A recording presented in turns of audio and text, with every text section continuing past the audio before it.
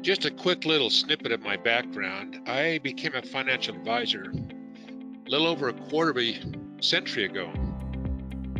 And a book came out entitled Becoming Your Own Banker in 2001. I read that.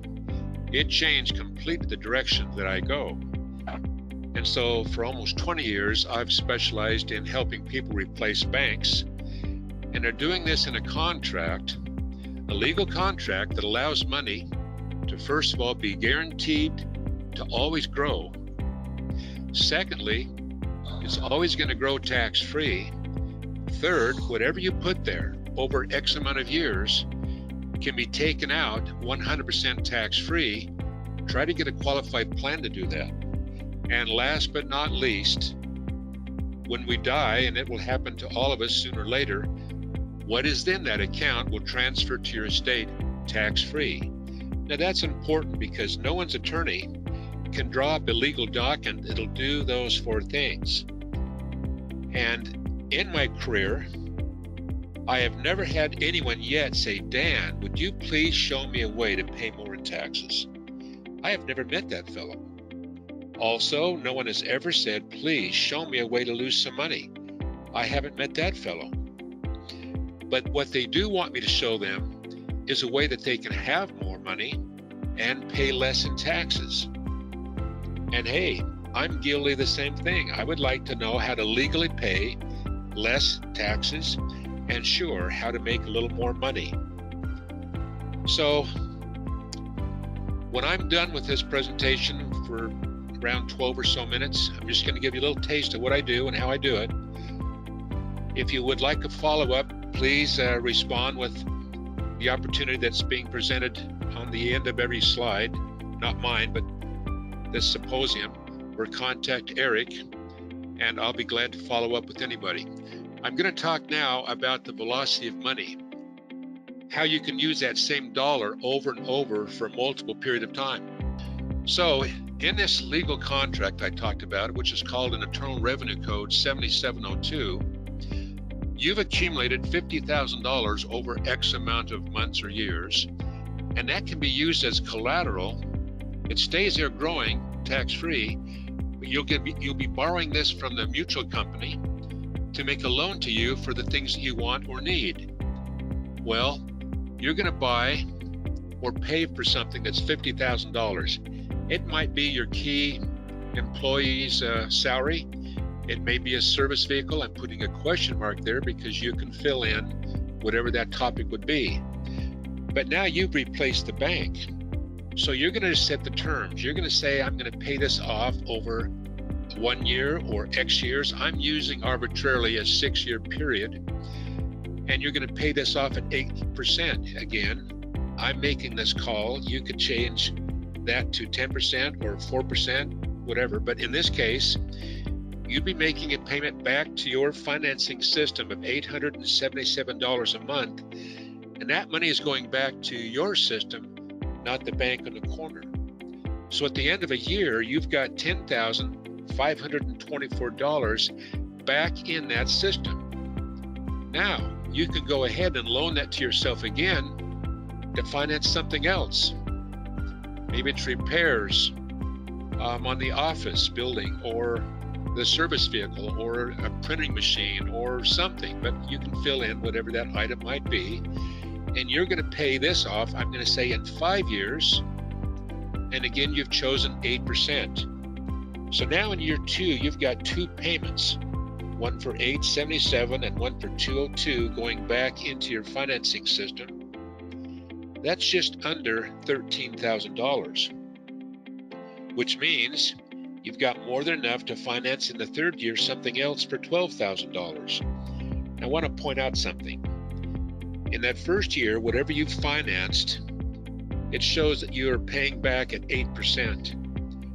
But in the 2nd year, whatever you've financed, you're using that same dollar a second time. And so you have learned how to make 8% a second time on that $10,000. So really it's 16% that you're making on that same dollar the second time. It's 8 and 8, it's always 16. So in that 3rd year, when you finance something for $12,000, that's really going to be a 24% that you've learned how to make on that $12,000 because you've been paying on it the 2 previous years. And you've got quite a bit of money coming back into your system as you're making these payments. The only key for this to work and to be successful is you've got to play honest banker. You've got to be just as honest to you as the bank as you have been to the bank downtown on the corner. That's the only challenge that we have, is to play honest banker. Now, what's happened? Well, you didn't pay $50,000 for that first loan to you for something. That came to over $63,000. And where's that money? Well, it's in your system, not the bank downtown. And the $10,000 that you financed, it came to $12,000. And the $12,000, that came to over $14,000. If we add up those 3 numbers, it'll be $89,369. So you have made over $39,000 on that $50,000, which is a nice 78% return. And you've made that return by simply financing your life, your business, which is something you have to do anyway. But by doing it this way, with you replacing the bank, you've made that return instead of the finance company downtown. That comes out to just a little over $6,500 a year over 6 years. Not bad. Let me explain this again by using this illustration. This 7702 that I'm talking about is in a specific kind of an insurance contract. In America, if you went online, you'd find that there's over 2,100 life insurance companies licensed in America. But of those, I've only found 18 that are mutual. That means 0.008% of the insurance companies in America are mutual. Now, that's important because a mutual company is owned by you and I as the policy owner. And a stock insurance company, the home office staff, they work long and hard to make sure that the stockholders, the owners of the company, make a real nice profit every year. In a mutual company, you, the policy owner, the office staff, works long and hard to make sure that you're happy by being able to do things that you cannot do inside the contract of a stock insurance company. That's for a longer discussion at a later date. So here we've got this insurance contract in this company. We've got a bunch of money there, but let's say we're going to take out $20,000. And we're going to take that out and loan that to ourselves and put that in our money manager account, which is going to be in some bank downtown on the corner. Now we'll take that $20,000 and we're going to loan that to ourselves to pay off this credit card debt. And as soon as we've done that, we're going to determine that we're going to pay that back to us at the same 17% interest rate that the credit card company was charging. That's going to be $500 a month for the next 5 years. Now note, a few minutes ago, that credit card debt was a liability, but now it's become an asset. Now you're going to be making 17% on $20,000. It is now a super asset for you. You are now making money. So if you do this for the next 6 months, $500 times 6 is $3,000 that's accumulated inside your money manager account. Good for you. Now, you've come across an item that you've always wanted to buy. It's $3,000, and you talk to the person that's selling this and say, listen, if I pay cash for this, would you give me a 10% discount? Well, quite often they'll say yes, because what you've learned here is money talks, basically. Cash is king. And quite often when I'm buying something, I've noticed that if I offer somebody cash, I can get a discount. So I'm going to assume the same thing here. We're going to get ourselves a discount by paying cash of a 10% discount.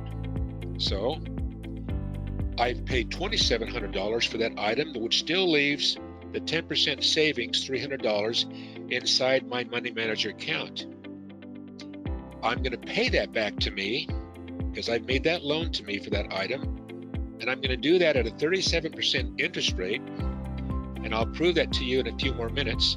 But that's going to be another $500 a month I'm paying back in 6 months, because I want that money as soon as I can in my money manager account to use to finance other things, so I can velocitize that.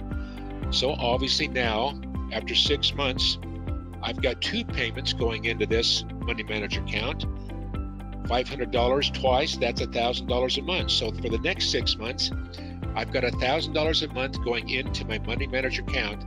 Well, that's $6,000. So at the end of 1 year, I'll have $6,300 in my money manager account. Now, I took this loan out from this company that I partly own, this insurance company. They need to make a profit on everything that they do so that I can benefit as one of the owners of the company.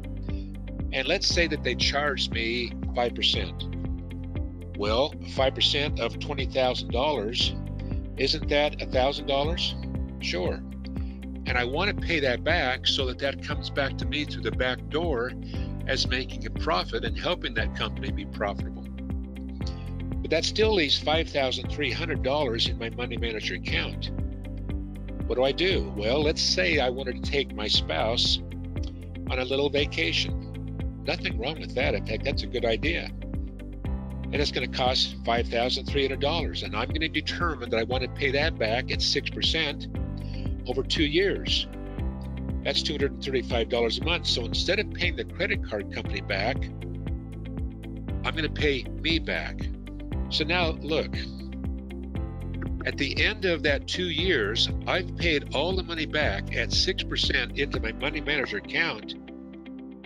What did that vacation really cost me? Folks, it didn't cost me anything. I got the money back at 6%. I might look dumb, but I'm not so dumb. This is really a good idea to make money making your spouse happy. Wow, that goes a long, long ways in this life. So let's review what's happened here. The money used, sure, that was the $20,000. I've used that. I paid off that credit card, giving me now an asset instead of a liability. I also bought that item that I wanted for $2,700 cash, and I went on a real nice vacation. Well, that's $28,000. And what did I use? Well, $28,000 on a $20,000 loan from my insurance company. That's a 40% increase in my cash flow. I don't know a single business owner that doesn't want to learn how to increase his cash flow by simply financing away differently than he had been doing before. And the volume of interest. Well, I said earlier that I'd show you how this 37% happened on that financing of that item I bought. Well, it's $3,188, and this is how we know that. There's my spreadsheet. I'm paying $500 back every single month. That's that credit card debt I've now turned into an asset. In that column to the right of that $500 number is the interest that's paid that first month and second and so forth. At the end of the year, I paid a total of $3,188 into interest. And that interest has gone back into my account. And if you've done this correctly as a business owner, that interest is a tax write-off. Wow, I've written off and it still is back in my account. So the principal shows us what is left at the end of that period of time. Sure, that's the number, but back to this slide. Here we have the volume of interest that was paid in that first year was $31.88. And we had that $300 savings by paying cash for that item that I wanted. So there's a number of $3,488 that looks kind of nice, but then remind us, I did pay $1,000 from that to the insurance company to make them and me more profitable. So there it goes. But that still left me with $2,488, which in that first year is a 12.4% return on the seed money that I've had in this financing system. Thank you for your time. If you've got any questions, please contact this symposium group. I'd be glad to answer questions and give you some more insights. Thank you.